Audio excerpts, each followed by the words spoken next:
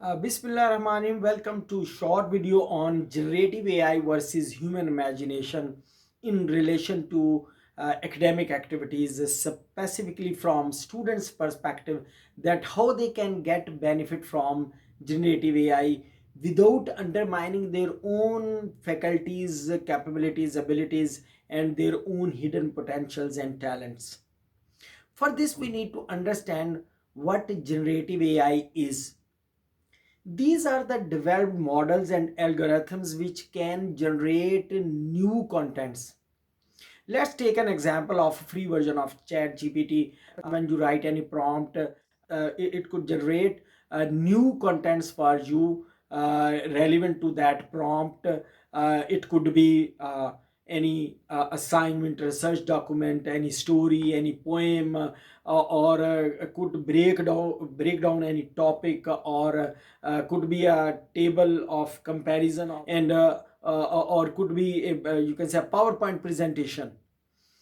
Even some tools can generate codes, and even architectural models can design architectural models.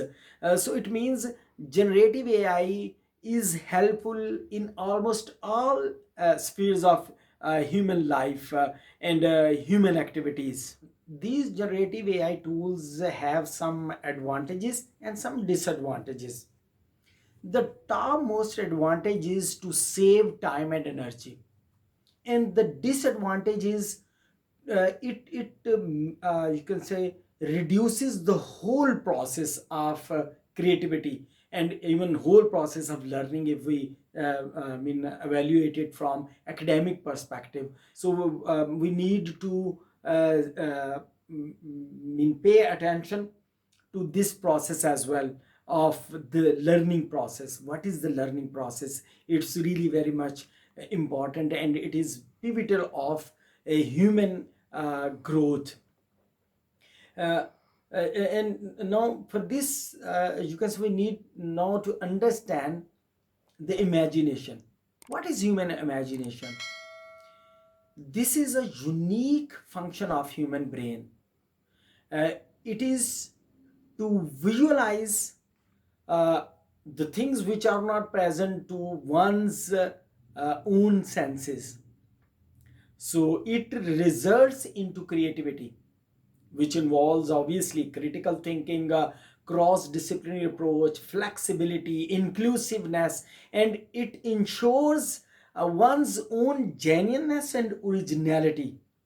And obviously the imagination results into creativity, and it is a wonderful way to contribute to human progress and to human society, and it also solves the problem, and it beautifies the human life and human environment. So human imagination is wonderful blessing of God, and one needs get maximum benefit of his or her own faculties, especially imagination and creativity, and not just to depend on generative AI to save one's time and energy. It won't be a good idea. So I urge my colleagues to train their students, and I strongly recommend to my students that uh, first get benefit from your own faculties, and then get benefit from the generative AI, so that you may create new masterpieces. वो इकबाल ने बड़ा अच्छा कहा human imagination के हवाले से. Iqbal says that तो शब Afridi चराग आफरीदम सिफाल Afridi अयाग आफरीदम. Oh God, you have created the night, and I have created the candle. You have created the soil and sand, and I have created the pot and the ball and the other masterpieces of art. So creativity is a distinctive feature of human faculties and human abilities. So one needs to use his imagination, and obviously to create new masterpieces. And even if you go through the research, it will reveal the fact that 2 to 5% human beings, they use their imagination. One can say loudly the 10% people, they use their imagination and their you can say ability to create. So the question, should we increase this bar or should we decrease? If we'll depend entirely on generative AI tools, it means we'll gradually reduce this percentage. So again, I would strongly recommend first to get a benefit from one's own faculties and then generative AI. It will help you to refrain from the plagiarism and the cheating and similar stuff.